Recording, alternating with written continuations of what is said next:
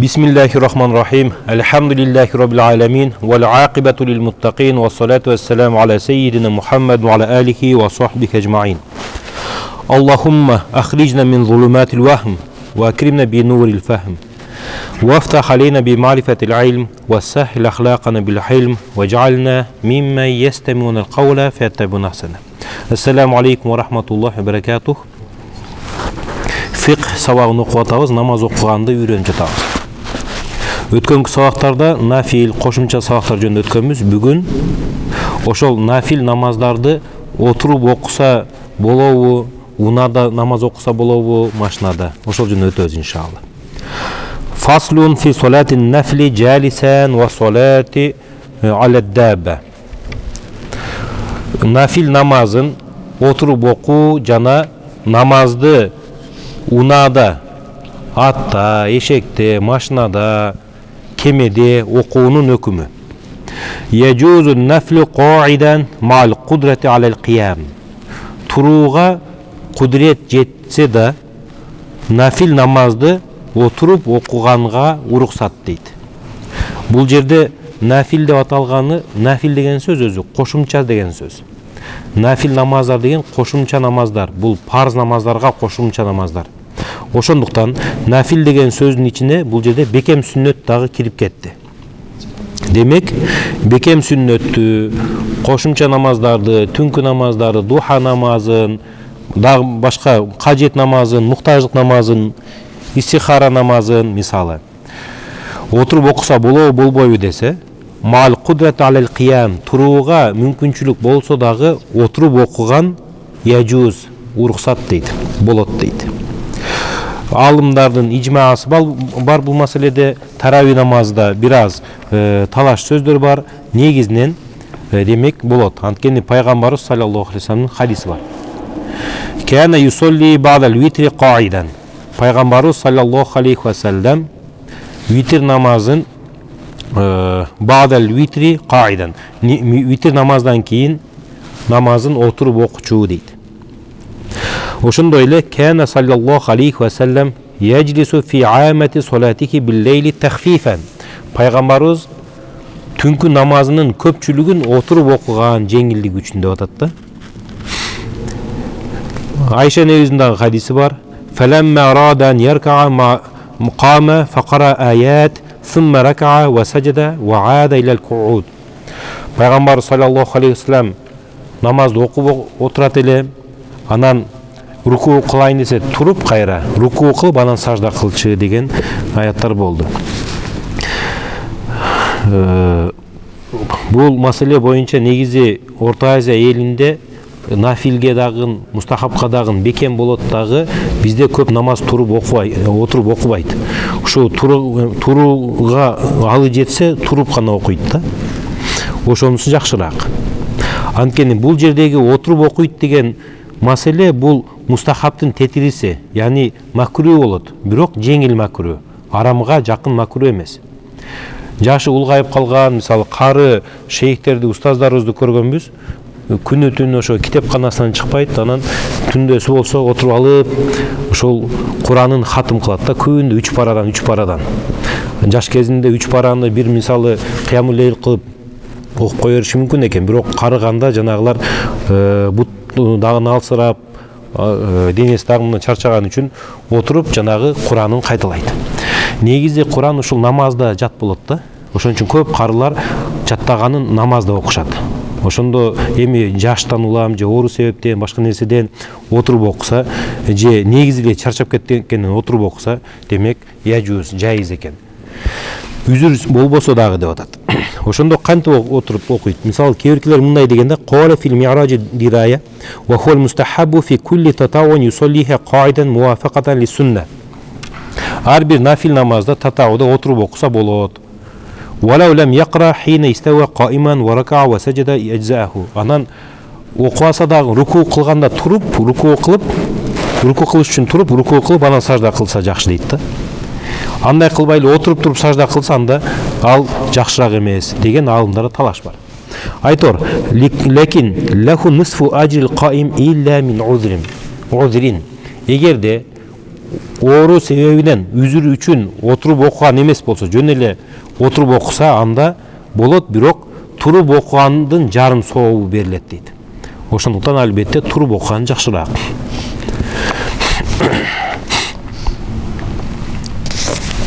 Пайгамбарыбыз саллаллаху алейхи вассалам айтат: "Мен солля qa'iman фаху афдал." Ким тике туруп окуса, ал жакшы. "Ва мен солля qa'idan фалаху нисфу ажрил qa'im." Ким эгер отуруп окуган болсо, анда ага туруп окугандын жарым сообу берилет. "Ва мен солля qa'iman na'iman фалаху нисфу ажрил qa'id." Ким жатып окуган болсо, анда ага отуруп окугандын жарым сообу берилет дейт. Демек, бул жерде жанагы сүннөтү таштап коюу же нафилди таштап коюу маселеси болбой атат да. Отуруптан окусаң болор, эң негизгиси окуш керек экен. Ал эми үзүр себебинен отуруп калса, анда тик туруп отургандай эле, окугандай эле өкүмүн алат. Анткени үзүр маселеси бул жерде кечиримдүү болот дагы, жада калса жанагы мисалы кээ бирки аалымдар турганга алы жетпесе үзүр болуп оору себебинен анда отуруп окуса, аркасынан элдер туруп уюса болот. Пайгамбарыбыз саллаллаху алейхи вассалам акыркы намаздарын ушундай кылып отуруп окуган. Демек, үзүр себептен отурса, анда шариятта уруксат деп атат. Ва яқуду кал муташаххиди фил мухтар. Отуруп окуй турган болдук мейли. Кандай отуруп окуйбуз деген маселе да. Бир устазыбыз айтат, барган сайын Мисирдеги мечиттер канисага окшоп баратат дейт да, чиркөөгө окшоп баратат дейт. Стулдар тизилип көбөйүп кетип атат да, мисалы. Мурун биз барганда дагы жок эле, аз эле. Ошол жакшы эмес. Анткени кичине тизеси ооруса эле отуруп алып окуй берген дагы болбойт. Мүмкүн болушунча өзүн кыйнаш керек болот намазда. Анан эми отуруп окуш керек болуп калды, кантип отурат? Үстөлгө отурабы? Менен тургандай. Же ташаххудтун отурушу менен отурабы? Же жанагындай жамбашта отуруп туруп, анан бутун тизесин көтөрүп, өзүнөн тартып отурабы? Ушундай сүрөттөрү бар. Бул жерде Нурул Идахта имам Шурунбулали айтат: "Яқуду кал муташаххиди." Ташаххуд окугандай отурат дейт. Ташаххудта эркек сол бутунну жаят дагы, сол бутунна отурат, жамбашы менен, анан оң бутун тик кылып, бармактарын кыблага каратат. Кадимкидей ташаххудтун отурушу. Фил мухтар, ушул отуруш жакшыраак экен. Башка баардык отуруштардан караганда, үстөлгө отургандан караганда мисалы. Бирок кээ бирки аалымдарыбыз мухтаби отурган жакшы деп айтышат да. Мухтаби дегенде ушундай жамбашта отуруп, тизесин мындай көтөрүп туруп, көкүрөгүнө жакын кылып, анан кээ биркилер байлап коет дейт. Эгер оору себебинен болсо, белине байлап алып туруп отурган жакшы дейт. Анткени бул жерде шыйрагы тикерээк болот, намазда тургандай болуп. Анан көпчүлүк денеси кыбланы карап калат дагы, ушул сооптуураак болот деген аалымдар бар. Пайгамбар саллаллаху алейхи вассалам отурганда ушундай кылып отурган деген дагы риваяттар болгондуктан. Бирок бул жердеги мисалы маселе Абу Ханифа рахматуллаху алейхи яқуду кейфа шаа, каалагандай отурат дейт экен да. Кааласа үстөлдө отурат, кааласа ташаххудта отурат, кааласа жанагындай бутун көтөрүп, тизесин көтөрүп отурат. Ал эми оорукчан адамга кандай ыңгайлуу болсо ошондой отура берет. Оорукчан адам үзүрлүү болгон үчүн ага кандай отурса дагы уруксат. Демек, нафил намаздарды, сүннөт намаздарды отуруп окусак болот. Ва жаза итмамуху qa'idan ba'da iftitahihi qa'iman. Анан тике туруп намазын оку баштагандан кийин отуруп бүтүрсө уруксат нафил намазды. Биля карахатин алал асахи. Туурасы макрулук жок дейт бул жерде. Макрулук жок дейт. Ва ятанаффалу рокибан харижан Миср. Булардын баары уруксат болгону, бирок макру бар дегенде жеңил макрулук болдат да, ошондо. Оор макру эмес. Кылбаган жакшыраак болдат. Эми ва ятанаффалу рокибан харижал Миср. Шаардын сыртында болсо, унаанын үстүндө дагы нафил окуса болот.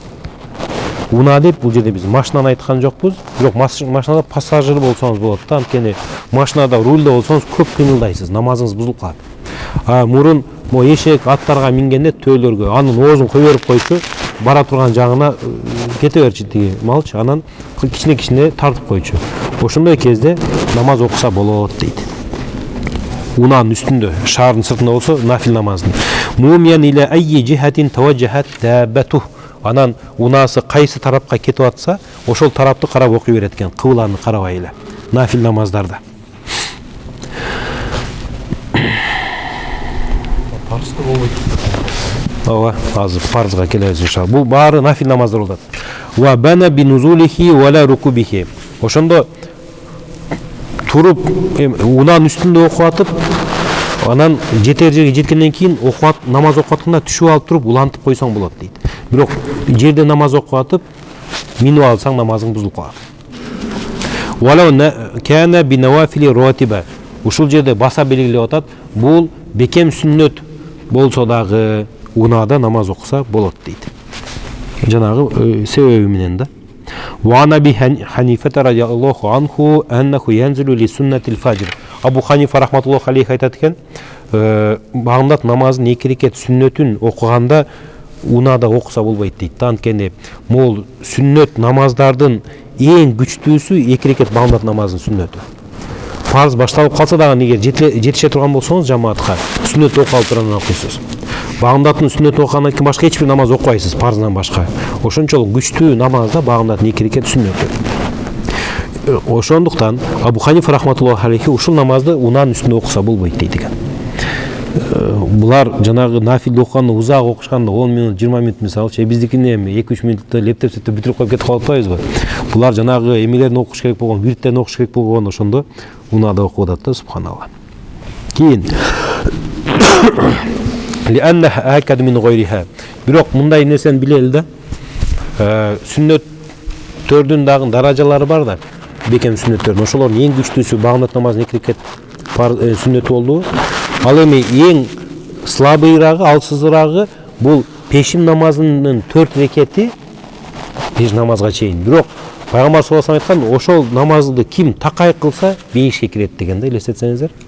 Ошончолук деңгээлде сүннөттөрдүн баркы болуп атат, деңгээли болуп атат.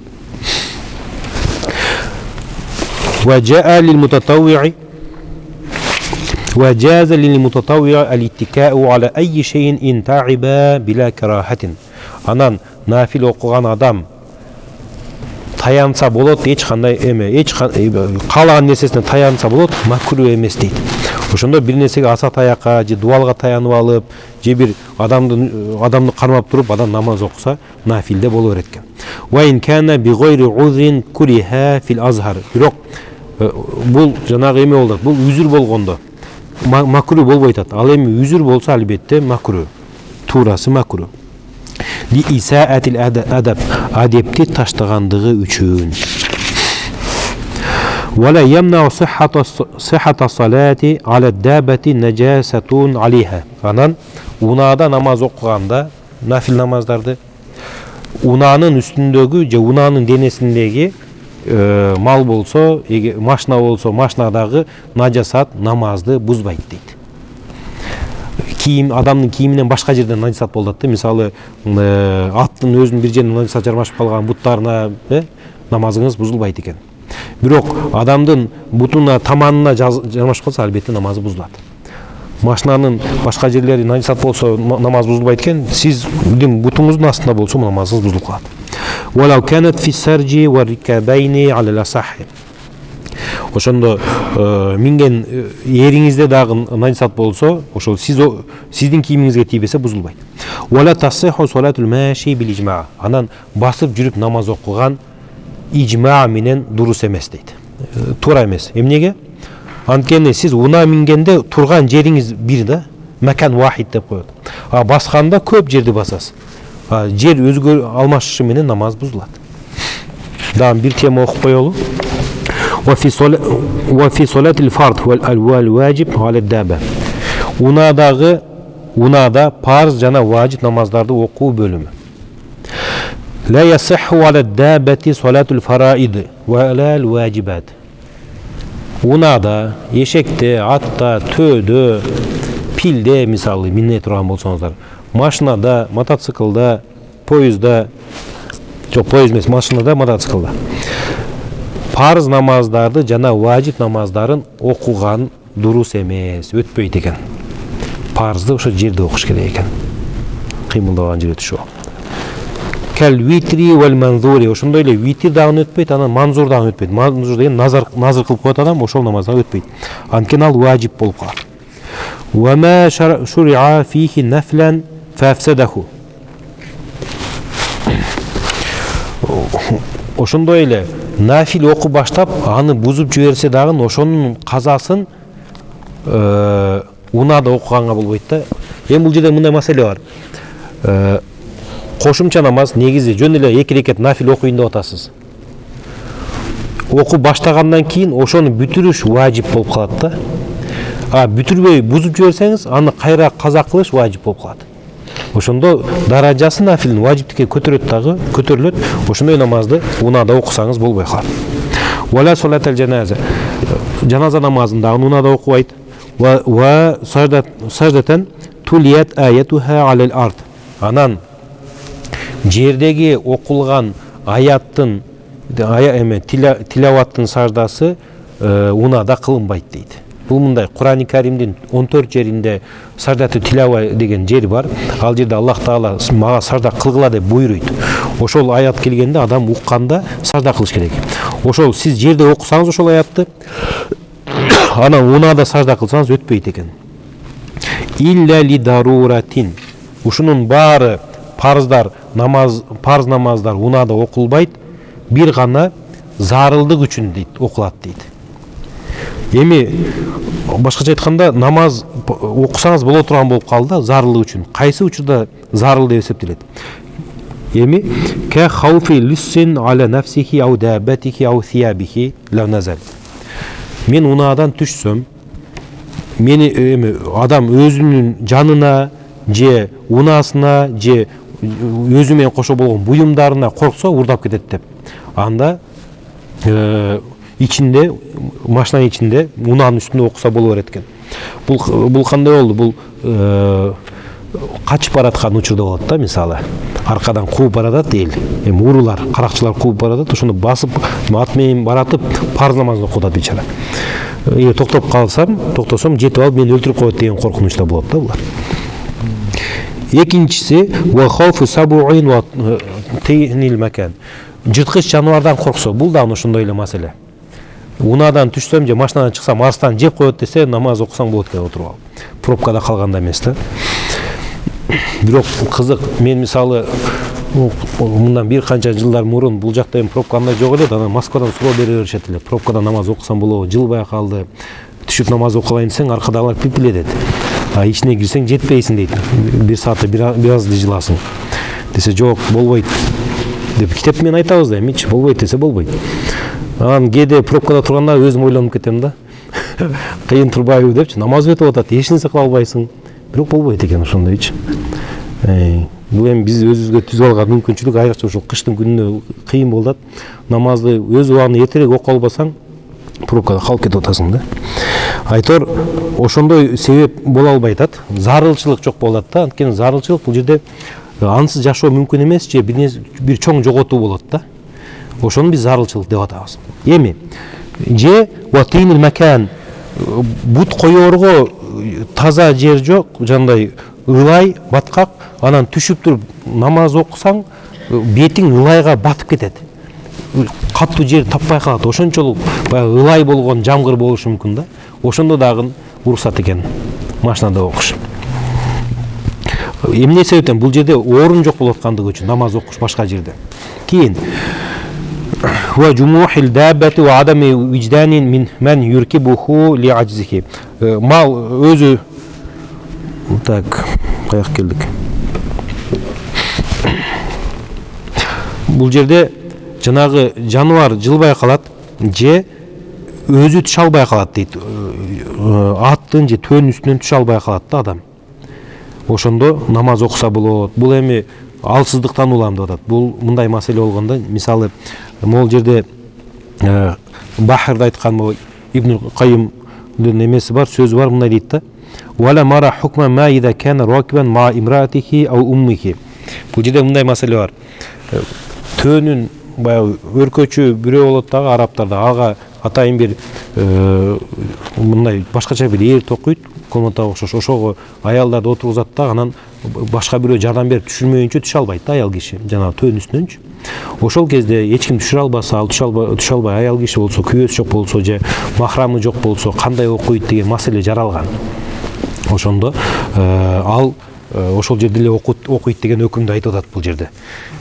Карасаңыздар, жада калса мейли эми аргасынан да деп башка бир чочун эркектин колун кармап түшүп кеткен жок да бул жерде. Ошо махрамы жок болгон үчүн төөнүн үстүндө турат аял. Намаздын убактысы өтүп атат. Кандай окуйт экен, ошол жерде окуй берет, зарылдык болгондуктан дейт. Анан бир мындай окуя болуп тур. Вала мара хукма ма иза кана ракибан ма имраатихи ау уммихи кама ваqa лил факир ма уммихи фи сафар аль-хаджи ва лам тaqdir al-mar'atu ala an-nuzul wa ar-rukub ayajuz li rajul muadil laha an yusalli al-farda ala ad-dabati. Бул жерде хашада жазган киши айтып атат. Мен дейт китептерден тапкан жокмун дейт. Окуя мындай. Жанагы төөнүн үстүндөгү турган эр бир баланста туруш үчүн эки адамды отуруп кылгызып коет да, бирөөсү түшсө экинчиси чыгып кетет. Ошондой учурда бирөөсү эркек болсо, экинчиси анын аялы же апасы болсо өзү түшүп кете берет, бирок апасы түшө албайт, мисалы, же аял түшө албай калат, чыгып кетет. Ошол учурда эркек дагы төөнүн үстүндө жанагындай унаада окуй берсе болбойбу деген маселеде ушундай окуя ушул бечара менен болду, ал өзүнүн энеси менен чогуу эле деп аль-факир деп өзүн айтып атат. Ошондо алымдар, мисалы устаздар сабак айтып атканда өзүнүн мисал кылганда аль-факир деп мисал кылат да, бечара депчи. Кудайдын кечиримине муктаж деген мааниде да. Ошондо ушул бир бечара бечара менен да ушундай окуя болду, энеси менен деп өзүнүн энесин айтып атат. Ажылык сапарына барганда жанагы жанына отурган экен дагы түшө албай калган экен. Ошол кезде кандай окуса болот, китептерден тапкан эмесмин, бирок анда эркекке ошондой унаада намаз окуш уруксат деп билем деп бул жерде фатвасын берип атат айтор. Мен айтайын дегеним, бул жерде алсыздыктан улам деп атпайбы? Бирок эркек ал жерде алсыз эмес, бирок эркек түшүп кетсе аял жыгып кете турган болот. Ошондо эркек дагы отуруп окууга аргасыз болуп атат унаада. والصلاة في المحمل على الدابة كالصلاة عليها سواء كانت سائرة أو واقفة. Анан унаанын эшек, ат же төө, могу жерде төө болду. Төөнүн үстүндөгү эрдеги намаз төөнүн өзүндөгү окулган намаздай. Ал туруп турабы, басып турабы айырмасы жок дейт. Ошондо төөнүн үстүнөн эле өкүмдү алат, ал кичинекей баягы комната болсо дагычы. ولو جعل تحت المحمل خشبة حتى بقي قراره إلى الأرض كان بمنزلة الأرض فتصح الفريضة فيه قائما. Эгер жана төөнүн үстүндөгү махмалды чоң эрге атайын жыгач тиреп койсо, жыгачка тирелип калса, мондай тапчанга окшоп, анда жерге окугандай өкүмдү алат дагы туруп окуй берсе болот дейт. Wallahu alam bis-sawab. Сиздерде кандай суроолор бар? Намазга тиешелүү барбы суроолор? Бул жерде азыр парызды зарылчылык үчүн уруксат деди го. Ошондо самолетко ошондой өкүм беришет алымдар. Бул жерде зарылчылык болот дагы, ал жакта жанагындай атайын бөлмө коюп койгону менен баардык, мисалы 300 адам ошол бөлмөнүн ичине кирип, бир учурда намаз окуп чыгып кете албайт, жетишпейт дейт да биринчиден. Самолет маселесинде эки маселе бар. Намазды окуу маселеси, анан даарат алуу маселеси. Самолеттогу даарат 300 адамдын дааратына ылайыктатылган эмес, суу. Ошондуктан самолетко түшөрдө кичинекей мындай, мисалы бир самынга окшогон бир ташты алып алса, таптаза жууп туруп, ошого эле таямум алып туруп, анан отурган жеринде эле окуй берет. Кээ бир калымдар намазды баштагандан туруп башташ керек дейт, бирок көбүнчөсү турбайт деле дейт да, анткени баш айланып кетиши мүмкүн, же тоскоол болушу мүмкүн, айтор отурат дагы, намаз окуп, кайсы жакты карап учуп атса, ошол жакты карап окуй берет. Рукууну кичине рукууга ийилет, анан саждада андан дагы көбүрөөк ийилип окуйт да. Ошону менен жеткен жерине бараткан жерине жеткенден кийин кайра ошол намазын кайтарып койгон жакшыраак дейт алымдарчы. Ниет кылдым, акыркы казалга мисалы багымдат намазын деп турду. кайтарып койгон жакшы дейт да. Анткени мазхабтардын арасында талаш негизи самолет маселеси боюнча бизде намаз окуганда жер шарт кылынбайт да, именно жерге туруп туруш шарт эмес. Мисалы Шафиит мазхабында именно жерге туруп туруш керек дейт да. Анан деңизде окушат алар, анан айтышат алар. Силер жердин үстүндө окуш шарт дейсиңер, бирок деңиздин үстүндө окуп атпайсыңарбы десе, алар айтат, ушул деңиз менен жердин ортосунда суу турат, ошо суу ортосунда суунун үстүндө тургандан кийин ошо жердин үстүндө турган өкүм берилет дейт да. Ал эми абада андай өкүм берилбей калат экен алардачы. Ошон үчүн бир аз талаш маселе да. Ханафи мазхабында жана окуй берсе болот, жер шарт эмес, бирок талаштан чыгыш үчүн кайра кайтарып койгон мустахаб. Поюзда дагы ушундай эле маселе. Кыбла парыз эмес, кыбылага бет алыш парыз эмес. Өлүм коркунучу болгондуктан.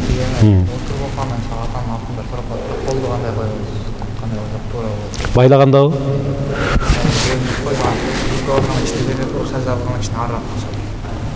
Жок, мындай. Байлаганда кадимкидей эле байлайт.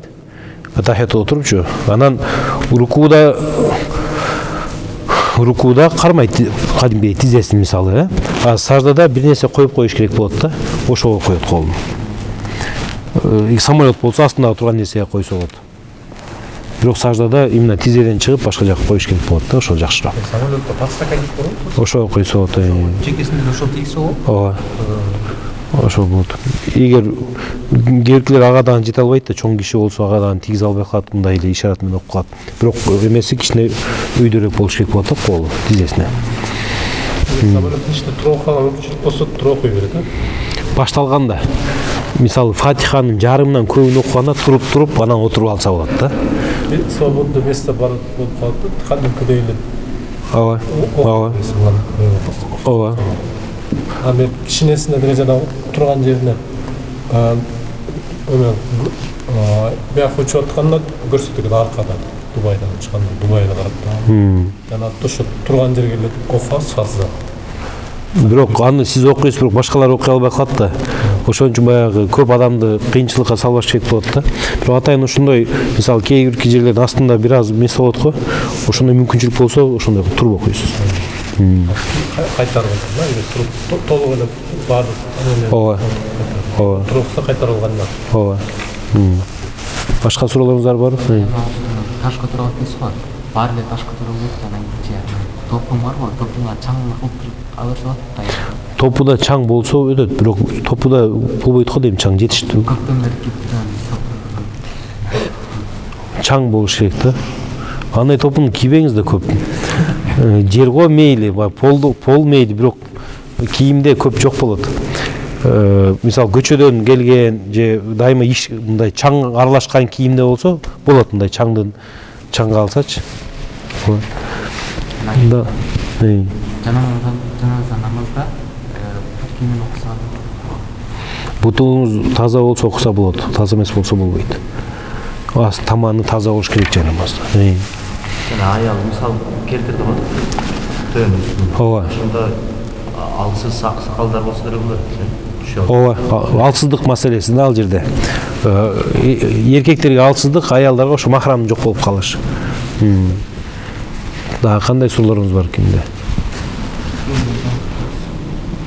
Атасы 90 ашып калды да, анан каршы окуп атканда баласы жардам берет да, саждага жатып турганда болобу ошо? Жок. Абу Ханифа рахматуллах алейхин эрежеси боюнча ибадат өз күчү менен кылыныш керек. Тура албайт да. Ал киши сажда кылбайт, ал киши жөн эле мындай ишарат кылып коет. Башка бирөө жардам берсе болбой калат да. Нафилде боло берет могу жердечи, бирок парызда өзүнүн кудурети менен аткарыш керек болот.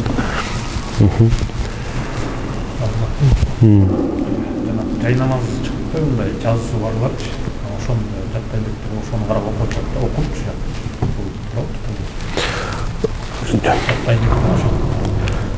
Намазы мындай да, намаздын ичинде үйрөнүү жана үйрөтүү болбош керек. Бул намазга Аллах акбар деп кирип алгандан кийин үйрөнүп атат да, карап окупчу, жаттай элек нерсесин. Ошон үчүн ошол менен намаз бузулуп калат ичинде. Өтпөйт. Фатиханын жарымын болсо дагы карабай жаттап туруп шыр айтканды үйрөнүп алып окуса өтөт иншалла. Анан фатихасы болсо деле башкаларын эме жаттай элек болсо жаттап алам деп намазын бузуп алышы мүмкүн да. Аминді айтышча, фатихадан кейін аминді айтады ғой. Үнін шығарып айтышы ошо арамға келіп Жок, арам эмес. Бул биздин эмеде макру.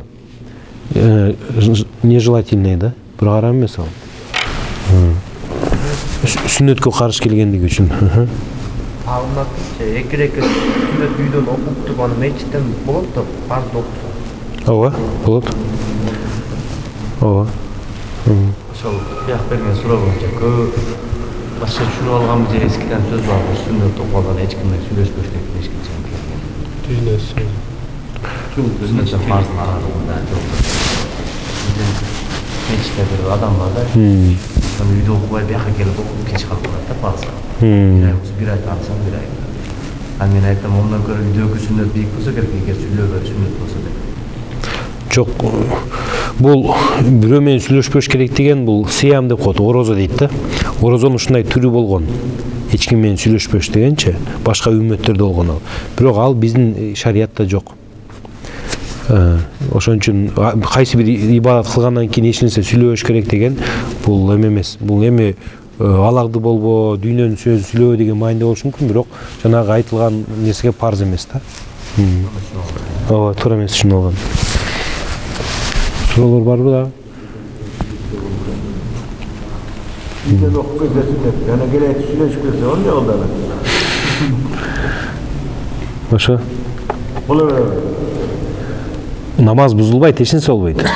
Боло берет. Сүннөт окугандан кийин эмеге баамдап фарз окуганча эч кандай сүйлөбөй намаз окуба деп атат. Ошол нерсе жок деп атабыз. Бул жак ошону сурады. Келеп калса, ал бийдин серде саамына келип сүннөт окуйда баамдаткача эч ким менен сүйлөшпөй, касып тартып турат. Мына менен сүйлөшсөң бузулуп калбайбы? Эмне бузулуп калат ошондо? Сүннөт окуганын фарздын ортосунда. Ошол бузулбайт деп атабыз. Мисалы үйдө сүннөт окусаңыз, ал ибадатыңыз бүттү да сүннөттүчү. Анан парз калды. Ошол зикир чалып башка кыла берсеңиз болот, бирок сүйлөп жиберсеңиз сүннөтүңүз бузулат деген нерсе жок да. Сурооңуз кандай? Алланында эгерде 5 мал намаз окуйм, мисалы үчүн, наоборот, нафиле окуп ушатпан, тахажжуд окуп анан 5 мал окуйм, анда да окуйсуң.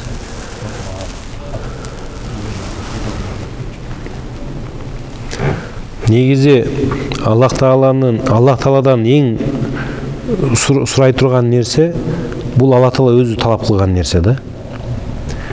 Алла Таала парзды талап кылдыбы, анда башка нерсе менен Алла Таалага жакында албайсың да, парзын кылмайынча. Нафилге турганы же тахажжудка турганы парзды коюп туруп, бул жана өзүнүн эле нафси үчүн турганы болот да, Алла үчүн болбой калат ал жерде. Ошон үчүн жанагы бул нафсинин кызыкчылыгы болгон үчүн баягы өзү бирөөдөн бир нерсе сурасаң дагы алга жаккан нерсени кылып барып сурайсың да. Атаңдан бир нерсе сурасаң, мисалы, анан атаңды сөгүп туруп анан ким бер дебейсиң да. Ошол сыяктуу эле да.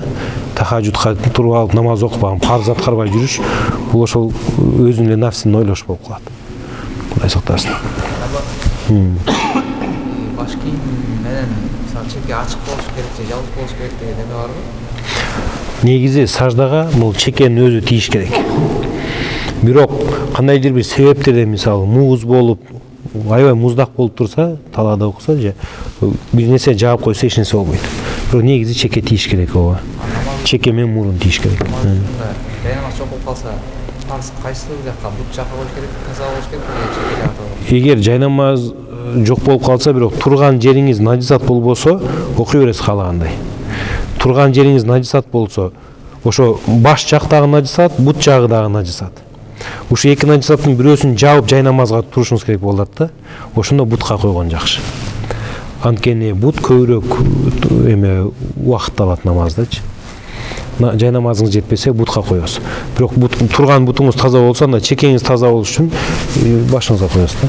Жумада наоборот болсо да, бут жагын баш жагына коюп коюшат го бул жагын пустой кылып туруп экөө мисалы бир жайын намаз менен окуп батпай калса чеке жагына коюп коюшат. Асты таза болушу мүмкүн да ошон үчүн. Эгер тетирисинен нажасат болуп калса болбой калат да.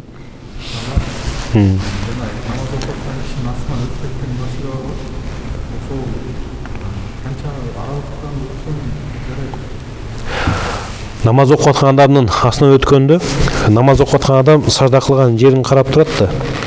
Анан ошол адамдын көзүнө илинбеген жерден өтүш керек деген бир сөз бар. Эгер мечит чоң болсочу. Анан экинчи алымдар ошол сажда кылгандан нары өтсө болот деген сөз бар. Ошого жараша болот.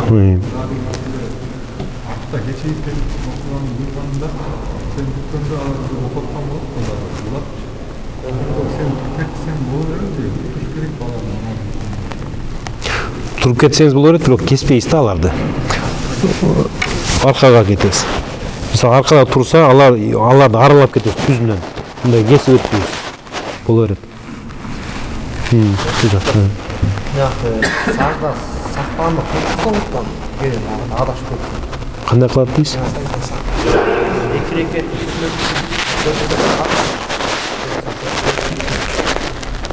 Эки рекет эки рекет отуш кетти да.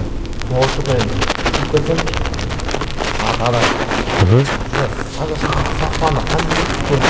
Сажда сак кылганда намазыңызды бүтүрөсүз. Атахияттын окуйсуз. Анан эки жакка салам бересиз да, кайра сажда кылып туруп, анан кайра атахияттын салават баарын чогуу окуйсуз. Ошол сажда сак деп аталат. Бул 18 важип бар. Ошол намаздагы важиптердин бирөөсүн калтырсаңыз сажда сак кыласыз да. Сиздин сурооңуз? Сапар намазы. Сапарда бир мешитке токтоп, эки сапардагы асыр намазын окуп да, анан жергиликтүү местке кирип калды да. Бир рекет окуп бүткөндөн кийин. Алар уюду, ошондо канча рекет кирди. Кимдер экинчи рекет уже түгөдү. Билбей сапарда. Канчанчы рекетте кошулду? Биринчи рекетте кошулду. Башында эле кошулду, э? 4 рекет окуйт. 4 рекет окуйт. Жергиликтүү 4. Ошо 4 турашат надо. Алар канча рекет, алар менен кошо канча рекет окуса да аны өзү 4 рекет окуйт. Кошулуп алса. Местный кошулуп алса. Башка кандай суроолоруңуздар бар? Сода сатык, нике талак жокпу суроолор? Жыйынтыктай берели анда иншалла. Амин. يا الله يا رحمن يا حي يا قيوم اللهم زدنا علما نافعا ورزقا واسعا وعملا متقبلا وشفاء من كل داء برحمتك يا أرحم الراحمين.